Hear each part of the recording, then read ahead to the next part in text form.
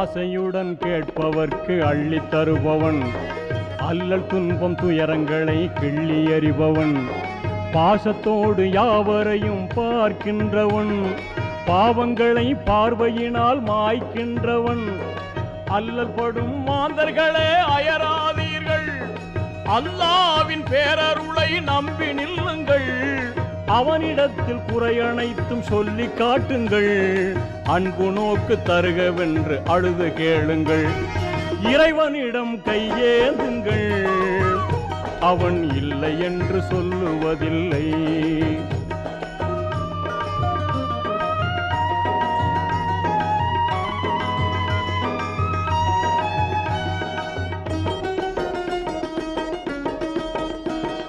தேடும் நேயர் நெஞ்சங்களில் குடியிருப்பவன், தேடாத மனிதருக்கும் உணவளிப்பவன்.